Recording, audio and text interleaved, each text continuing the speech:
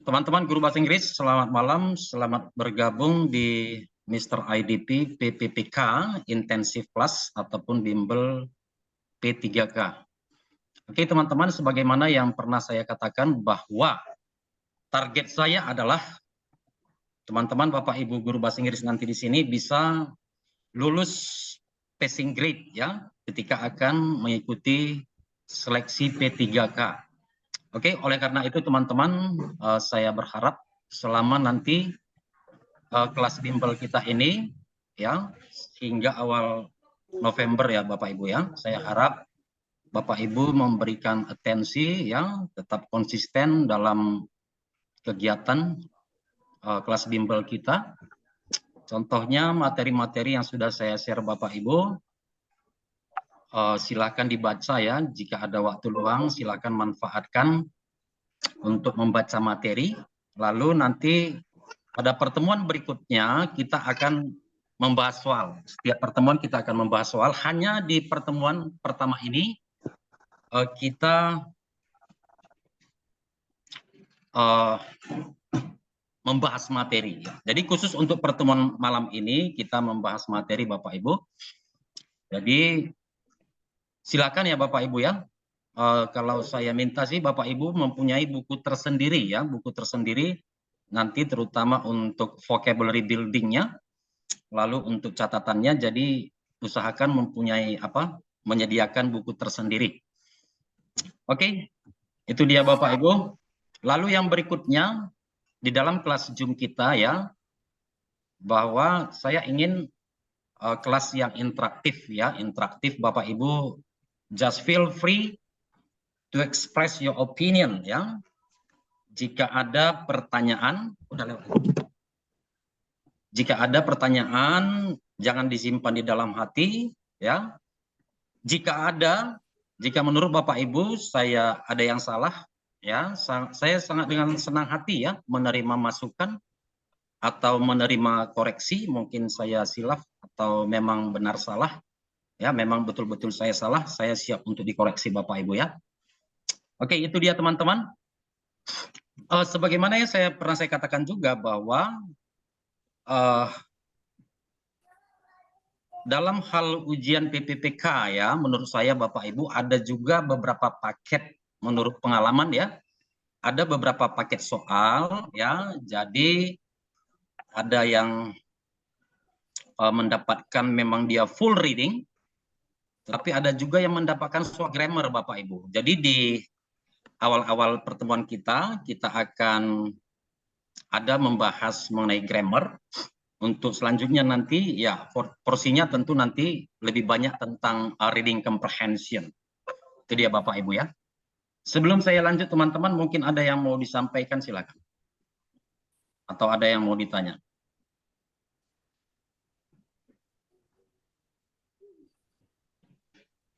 Ada yang mau ditanya Bapak Ibu? Silakan.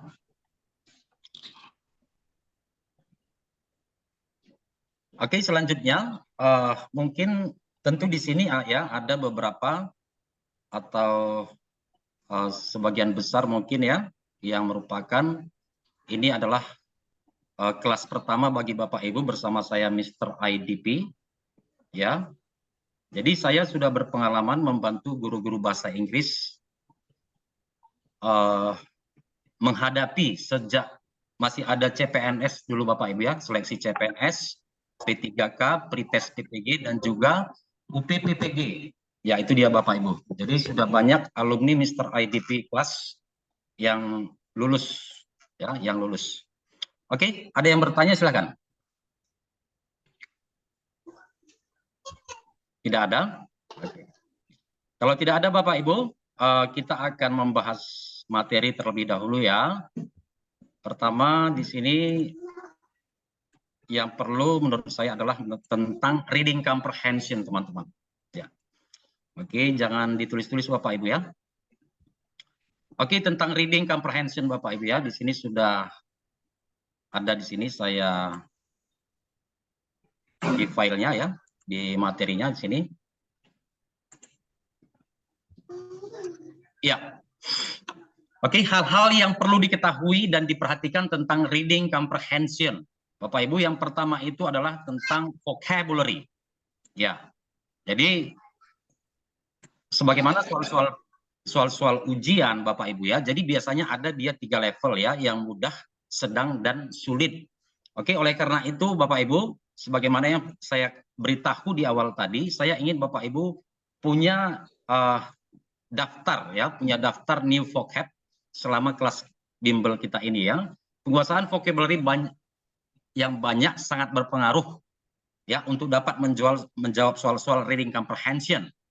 Salah satu yang paling efektif adalah mencari kata-kata baru dari teks bacaan ya, dengan topik atau target, maksud saya dengan topik yang berbeda ya, topik yang menjadi target kita. Jadi contohnya Bapak Ibu, di soal yang sudah saya share, tentu di situ dari teks soal ada beberapa kata-kata baru ya. Silahkan Bapak Ibu pilih ya, mungkin 5 kata per hari atau 5 kata per teks bisa. Jadi untuk jumlah katanya saya serahkan kepada Bapak Ibu sendiri ya, tetapi jangan juga terlalu banyak. Oke. Yang selanjutnya reading practice ya, reading practice Bapak Ibu. Beberapa hari yang lalu ya, saya ada men-share ya tentang salah satu presiden Amerika Serikat bahwa dia mempunyai kegemaran membaca ya, membaca. Jadi dengan membaca dia bisa mencapai hal-hal yang dia inginkan. Demikian juga dalam reading comprehension itu Bapak Ibu, silakan Bapak Ibu biasakan membaca bahasa Inggris setiap hari ya. Jadi frekuensi yang sering itu ya, frekuensi yang sering itu akan lebih baik ya daripada durasi yang lama, tetapi frekuensinya sedikit ya. Perlu melakukan latihan membaca dengan teratur. Hal ini berkaitan juga dengan vocabulary building. Itu dia Bapak Ibu ya. Jadi dalam hal membaca ini Bapak Ibu silakan membaca dengan mengeluarkan suara, itu ya. Yang selanjutnya tentang mengerjakan soal-soal reading comprehension. Bagaimana tipsnya untuk mengerjakan soal-soal reading comprehension? Oke, yang pertama itu yang kita baca adalah pertanyaannya, soalnya ya, apa yang ditanyakan. Oke Bapak Ibu, bacalah soal terlebih dahulu, pahami dan perhatikan pilihan jawaban. Ya, jadi untuk pilihan jawaban ini bisa kita perhatikan juga atau kita fokus ke pertanyaan bisa juga Bapak Ibu. Jadi dalam kalimat pertanyaan itu ya bisa kita menemukan apa inti yang ditanya, ya, apa inti yang ditanya. Lalu selanjutnya baca teks bacaan sesuai apa yang diminta soal. Itu Bapak Ibu ya. Jadi kita perhatikan kata kunci dari pertanyaan itu, lalu kita cari di teks. Ya.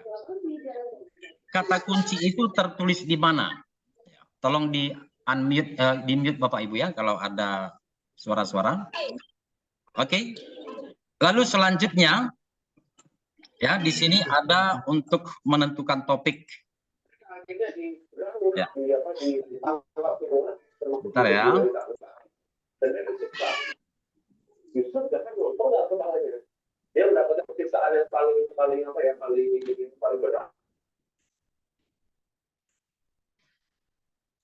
Oke, yang selanjutnya Bapak Ibu, yang bagian C, untuk menentukan topik suatu bacaan ada beberapa alternatif. Ya, topik.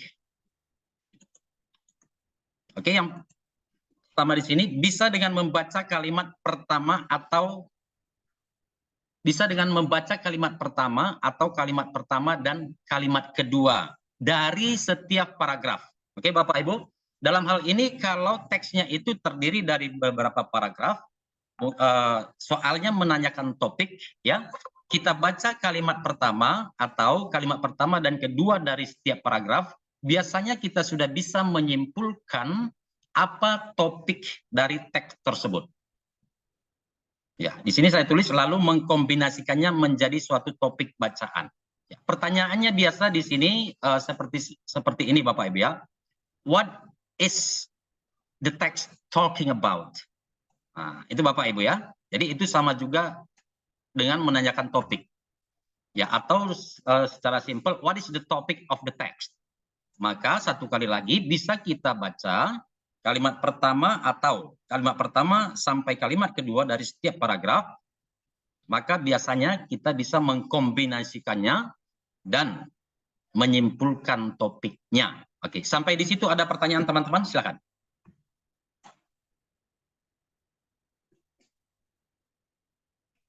Tidak ada? Oke, kita lanjut ya. Jadi teman-teman, mengenai reading comprehension ini ya, jadi lebih kurang sama juga dengan bahasa Indonesia.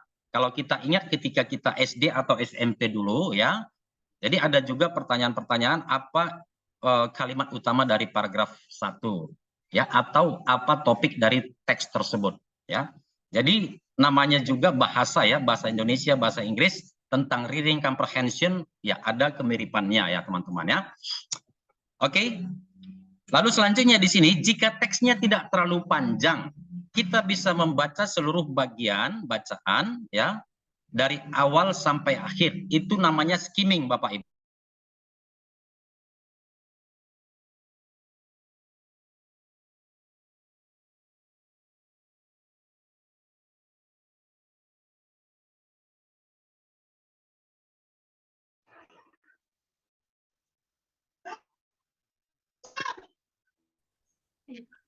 Suaranya hilang, Sir. Suaranya lost.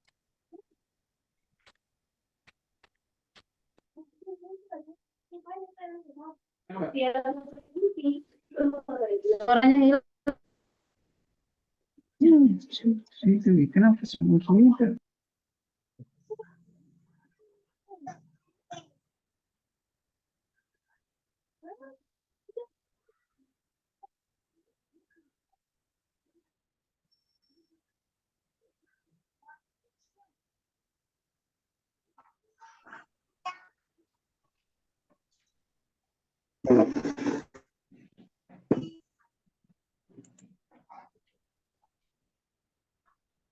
Oke, tes 1 2 sudah bisa dengar Bapak Ibu? Sudah, Sir. Lanjut. Ya, oke. Maaf ya, saya tidak tahu tadi itunya bahwa suara saya hilang ya. Oke, Bapak Ibu. Saya ulangi ya, untuk menentukan topik satu bacaan ya. Jika satu teks itu terdiri dari beberapa paragraf, untuk menentukan topiknya bisa kita baca kalimat pertama dan kalimat kedua setiap paragraf, lalu kita simpulkan. Biasanya bisa kita kombinasikan dan biasanya kita bisa menyimpulkan apa topiknya, menentukan apa topiknya ya. Oleh karena itulah itu bisa terjadi ya, bisa kita lakukan jika kita sudah biasa membaca Bapak Ibu. Makanya tadi di sini untuk nomor 2 di sini kita perlu reading practice, latihan membaca ya. Jadi sebaiknya latihan membaca dengan mengeluarkan suara. Oke? Lalu yang berikutnya, jika teks tersebut tidak terlalu panjang ya, contohnya walaupun dia terdiri dari beberapa paragraf, tetapi tidak terlalu panjang, bisa kita baca dari awal hingga akhir ya, dari awal hingga akhir kita membaca tanpa henti, itu namanya skimming. Ya. Oke? Sampai di situ ada tanggapan teman-teman, silakan. Sir, mau nanya. Yes. Pengalaman tes P3K yang tahun kemarin itu tahun 2021 ya. Itu kan teksnya selayar penuh tuh.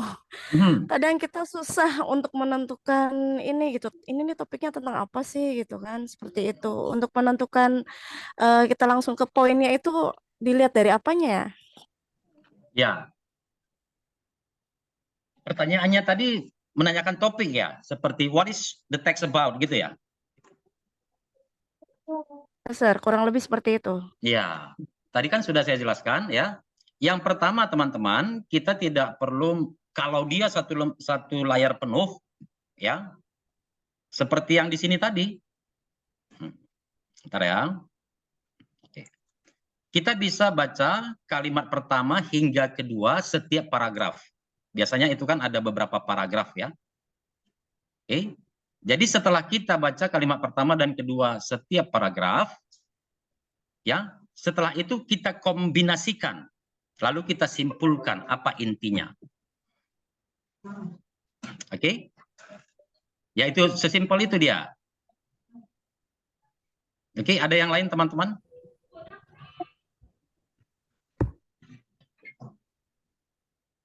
Tidak ada? Ya. Jadi yang berikutnya bisa juga seperti ini Bapak Ibu ya. Yang berikutnya itu paragraf pertama kita baca habis ya. Paragraf pertama kita baca dari awal hingga akhir, lalu paragraf berikutnya kita baca kalimat pertama dan keduanya. Nah, seperti itu Bapak Ibu. Karena sangat kecil kemungkinan ya, sangat kecil kemungkinan topik dari sebuah teks itu tidak disinggung di paragraf pertama ya, atau dengan kata lain. Atau dengan kata lain, ya sebentar ya. Atau dengan kata lain, inti dari sebuah teks atau topik dari sebuah teks pasti disinggung di paragraf pertama. Itu dia. Oke. Kita lanjut Bapak Ibu ya. Lalu selanjutnya untuk menentukan main idea. Ya, kalau main idea kan ini lebih simpel ya, hanya dari satu paragraf. Oke. Untuk menentukan main idea atau kalimat utama, perhatikan kalimat pertama dan kedua ya hampir sama. Pada umumnya main idea ada pada kalimat pertama ini ya. Salah ini ya. Ada pada kalimat pertama dan kedua. Perlu diketahui bahwa main idea akan diterangkan atau dijabarkan oleh kalimat yang lain dalam paragraf tersebut. Ya, atau kalimat lain akan menerangkan atau menjelaskan atau menjabarkan kalimat utama. Ya. Ini pada umumnya Bapak Ibu ya. Pada umumnya main idea itu berada di kalimat pertama atau kedua. Itu Bapak Ibu. Tetapi bisa aja dia pada kalimat terakhir. Oke, satu kali lagi, jika kita sudah terbiasa membaca, oke, kita bisa menentukan apa inti dari sebuah paragraf atau apa topik dari sebuah teks. Oke, itu dia Bapak Ibu ya. Jadi saya ulangi lagi bahwa main idea itu akan diterangkan atau dijabarkan oleh kalimat-kalimat yang lain dalam paragraf tersebut. Kita lanjut Bapak Ibu ya, atau ada yang mau menyampaikan boleh disela ya. Oke, selanjutnya poin E.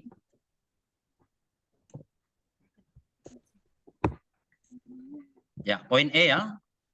Ini tentang detail information ataupun specific information. Ya.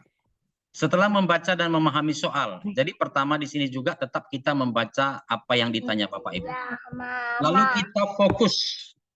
kita fokus kepada kalimat pertanyaannya, ya. Hal apa yang ditanya, maka itu bisa menjadi keywordnya, kata kuncinya. Oke. Kita membaca teks dengan target menemukan informasi yang ditanyakan. Oke Bapak Ibu. Jadi yang ditanyakan itu kata atau frasa kita cari di teks tertulis di paragraf mana. Kalau kita sudah menemukan tertulis di mana, maka kita fokus kepada kalimat tersebut. Ya. Setelah itu, jika kita belum menemukan jawaban, bisa kita baca kalimat sebelum dan kalimat setelahnya. Itu Bapak Ibu ya. Di sini misalnya mengenai tahun, nama orang, atau kota, dan lain-lain.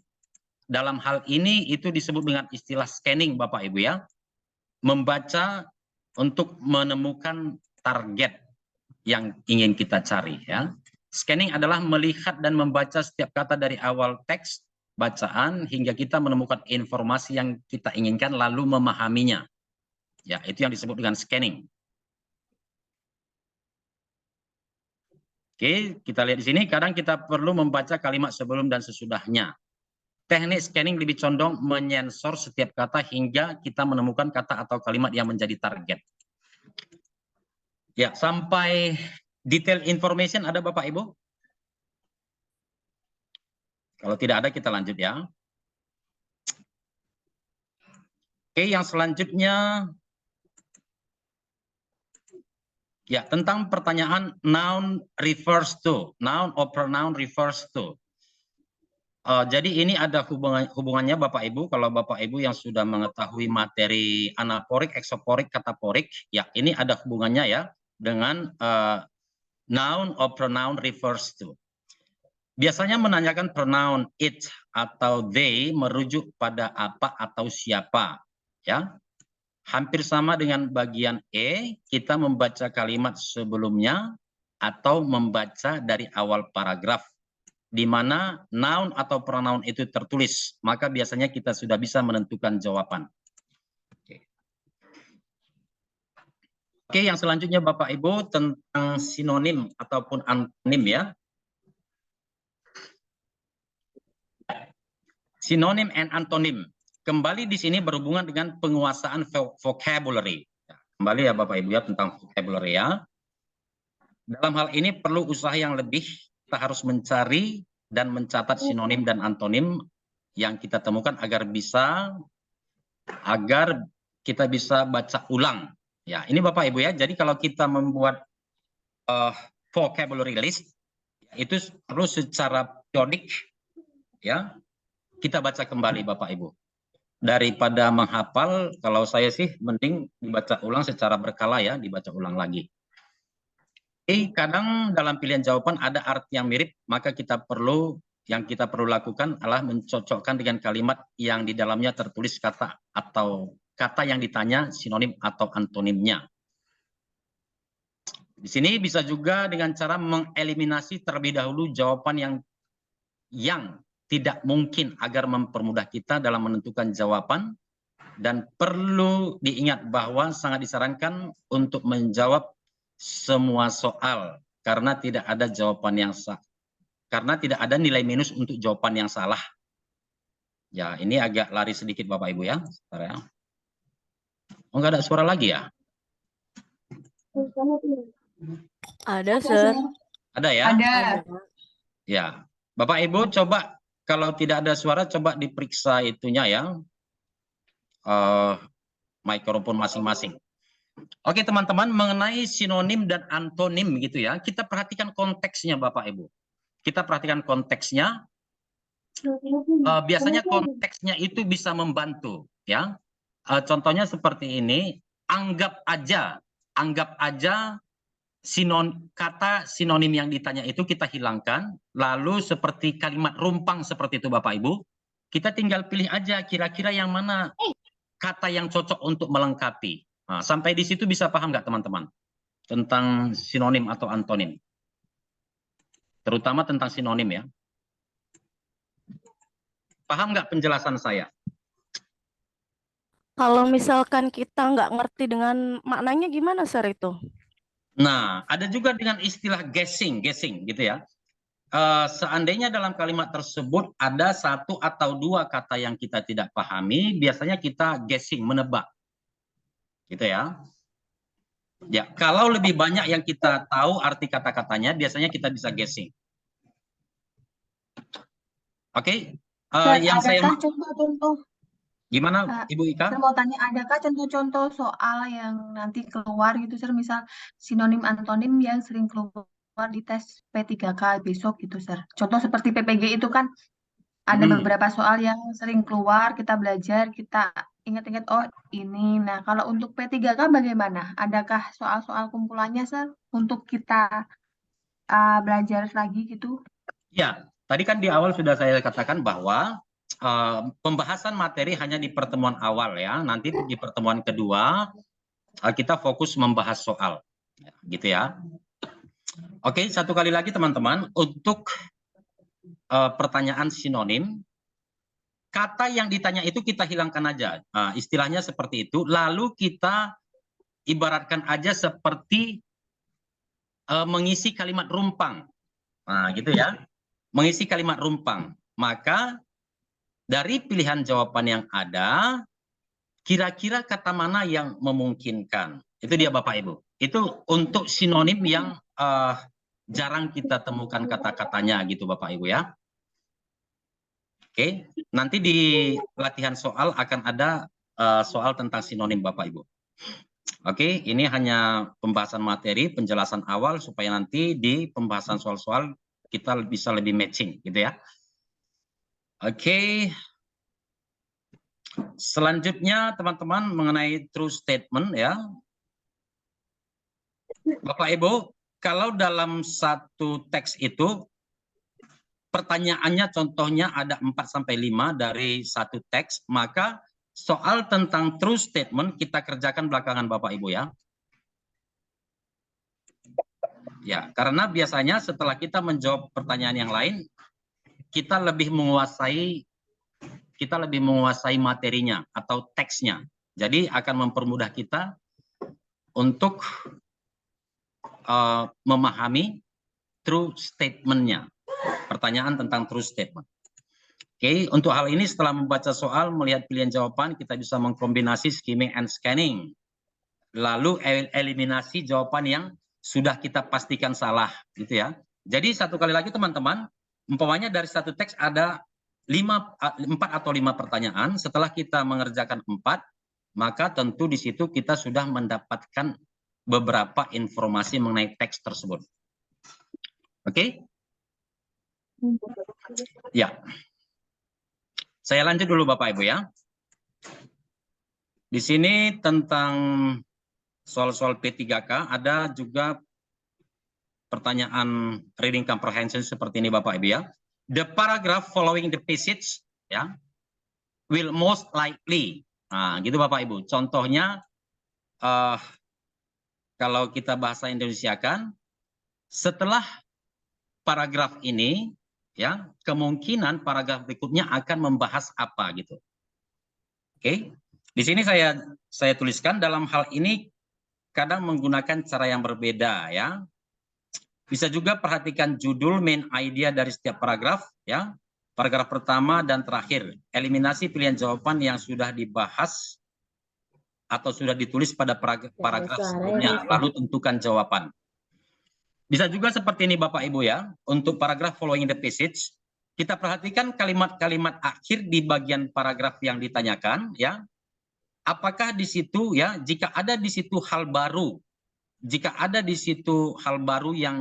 hal yang baru disinggung, maka kemungkinan besar hal yang baru disinggung itulah yang merupakan inti dari paragraf berikutnya, yang akan dituliskan atau yang akan dibahas pada paragraf berikutnya. Oke, silakan Bapak Ibu kalau ada pertanyaan.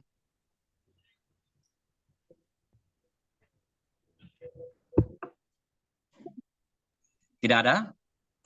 Maaf Mister, nih saya mau tanya. Ya. Jadi apa misalnya di sini ada apa belajar pedagogik Mister atau full konten bahasa Inggrisnya? Terima kasih. Baik. Oke, Bapak Ibu, materi-materi yang akan kita bahas adalah ya bahasa Inggris, pedagogik, ya nanti juga termasuk observasi. Bapak Ibu, observasi itu ada juga kemiripannya dengan soal-soal manajerial, sosiokultural, dan juga wawancara ataupun kebangsaan. Tetap ada Bapak Ibu ya, kita jumlah pertemuan kita 18 kali Bapak Ibu ya, jadi masih panjang. Oke, ada yang lain silakan. Lalu yang berikutnya Bapak Ibu tentang presentasi ya, soal profesional lebih besar presentasinya untuk profesional bahasa Inggris dibandingkan dengan pedagogik Bapak Ibu. Jadi 60-40 atau 70-30 itu Bapak Ibu ya. Ibu Saria ada yang mau disampaikan? Tidak? Ya, ini saya bertanya, Sir. Silakan. Biasanya dalam reading comprehension itu diminta supporting sentence-nya. Bagaimana itu mencari supporting sentence dalam reading comprehension? Supporting sentence? Iya, kalimat pendukung. Coba pertanyaannya biasanya seperti apa? Kalimat pertanyaannya seperti apa? Misalnya kalau dibahasakan Indonesia, apa apa kalimat pendukung, apa kalimat penjelas seperti itu aja. Kalimat penjelas biasanya begitu. Kalimat penjelas. Iya. Saya belum dapat inti yang ditanya, ya. Mungkin ada teman-teman yang lain yang bisa memperjelas pertanyaan tadi. Maksudnya mungkin gini, Sir, kan selain kita menentukan ide pokok itu menentukan kalimat penjelasnya itu dari Iya, paragraf begitu. seperti itu ya Bu ya. Iya. Cara menentukan atau kiat tips dan triknya kayak gimana, Sir? Kalimat penjelas.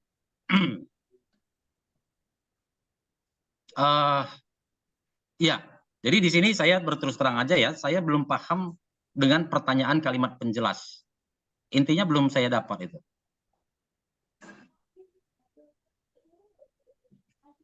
Bagaimana dengan yang lain ya?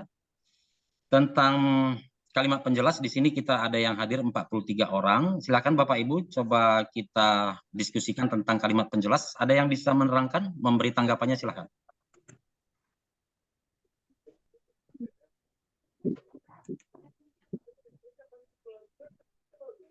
Ya, ada yang sedang berbicara ya? Kalimat pendukung. Ya, Bapak Ibu, kalau ada yang bisa memahami, di sini kita bisa sharing ya Bapak Ibu ya. Jadi dalam hal menjawab bisa juga dari peserta yang lain. Silakan Bapak Ibu. Kalau ada bisa yang menerangkan tentang pertanyaan yang tadi. Bagaimana dengan kalimat penjelas? Atau coba dibuat pertanyaan yang lebih spesifik gitu. Silakan teman-teman. Tidak ada?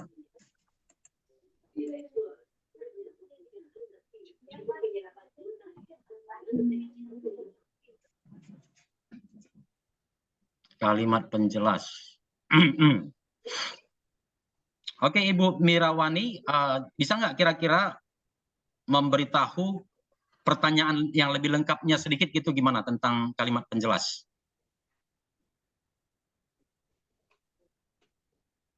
Kalimat pendukung, Sir. Iya, kalimat penjelas, kalimat pendukung. Ya, kalau pertanyaannya hanya kalimat pendukung gitu kan, bagaimana kita menjawabnya gitu?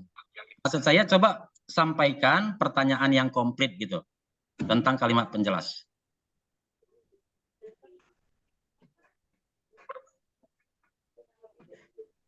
Ini kali Sir apa atau kata kelompok kata yang diletakkan di depan noun tapi dia nggak mengacu menjelaskan benda tersebut kali apa ya seperti kayak determiners gitu. Determiners. Kalau determiners itu ya berarti itu bukan tentang reading comprehension. Oke, apakah ada hubungannya dengan yang apa tadi ya, dengan menentukan main idea? Ya, tadi kan sudah ada saya jelaskan bahwa di sini ya, perlu diketahui bahwa main idea dijabarkan, dijelaskan, ya. Atau kalimat lain akan menerangkan atau menjelaskan atau menjabarkan kalimat utama. Ini ya, opsi D ini. Ya, yang itu sudah, Mister. Ya. Oke, Bapak Ibu, bahwa main idea itu akan dijelaskan oleh kalimat-kalimat yang lain dalam satu paragraf.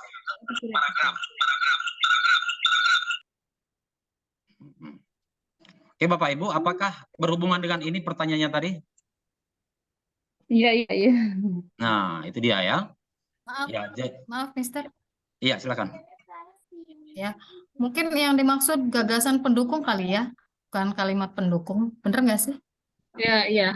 Ya, bisa juga sih. Ya, kalau gagasan Ya, pendukung bisa. itu kan informasi tambahan. informasi Bapak Ibu, tambahan dalam satu. coba saya Benar. potong sebentar ya. Saya potong sebentar. Jadi setiap pertemuan kita akan ada